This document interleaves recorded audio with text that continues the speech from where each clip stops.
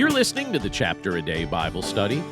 I'm John Stange, and today we're in Genesis 41. Joseph interprets Pharaoh's dreams. Genesis 41 feels like turning a page after a long wait. Joseph has been misunderstood, forgotten, and left in prison for 2 full years. And then, almost without warning, God brings him from the lowest place in Egypt to the highest place under Pharaoh. When you sit with this chapter, you start to see how God works in ways that may seem unseen at first, but are unmistakable in the end. And as the story unfolds, it points our hearts toward Jesus in some beautiful ways. The chapter opens with Pharaoh having 2 troubling dreams. In the first, 7 healthy cows are eaten by 7 thin cows. In the second, 7 plump ears of grain are swallowed by 7 thin ears.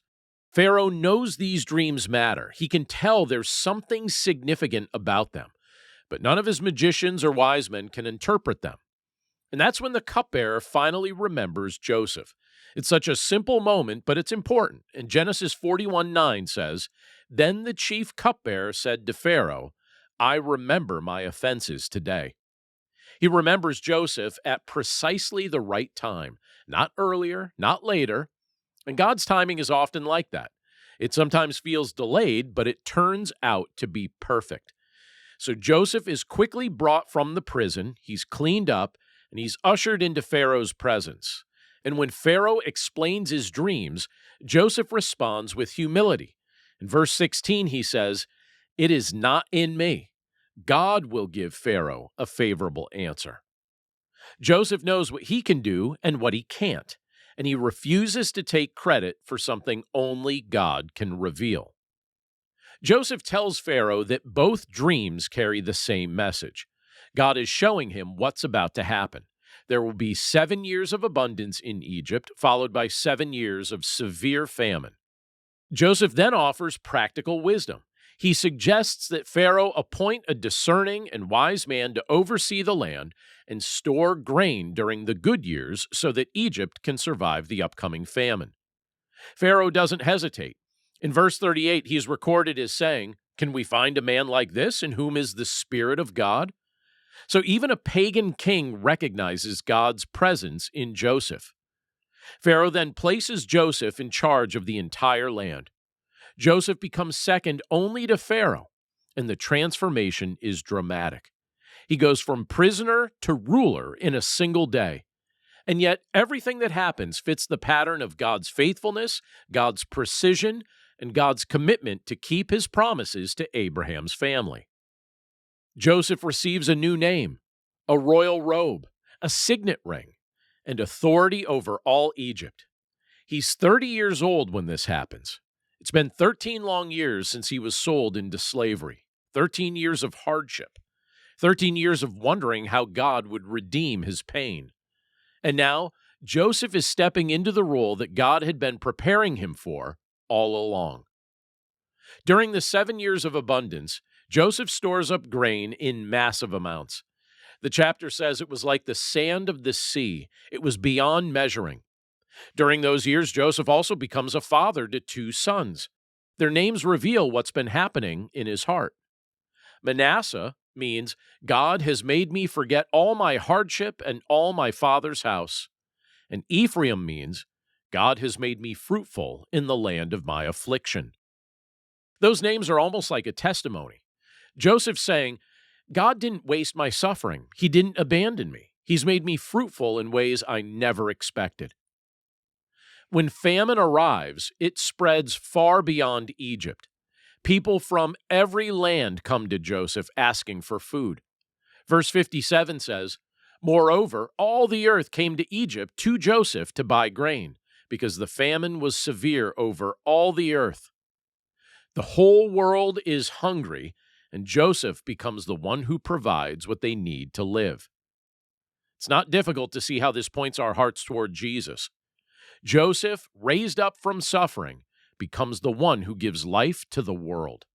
Jesus, raised up after his suffering on the cross, offers something far greater than grain. He offers himself. He's the bread of life, satisfying the hunger of the human soul. Joseph was rejected by his brothers, falsely accused and forgotten by men. Jesus was rejected by his own people, falsely accused and abandoned by those closest to him. Joseph was exalted to a position where the world came to him for food. Jesus has been exalted to the right hand of the Father, where people from every nation come to him for salvation. Joseph offered grain to keep physical life going. Jesus offers grace to give eternal life. Joseph's story prepares us to recognize the greater story of Jesus. His rise to authority reminds us that God can redeem the darkest moments and turn them into instruments of blessing. I think this chapter invites us to trust God when life feels delayed. Joseph didn't know when his situation would change. That wasn't revealed to him ahead of time. He simply remained faithful where he was, and God lifted him up at the right moment. I think it also reminds us that God prepares us through both challenges and victories. We tend to want the victories, but those challenges really have great value. Joseph's suffering shaped the kind of leader he became. His leadership wasn't born out of selfish ambition. It was actually born out of patience, humility, and dependence on God. Finally, Genesis 41 reminds us to come to Jesus with our needs. Just like the world came to Joseph for food, our hearts can come to Christ.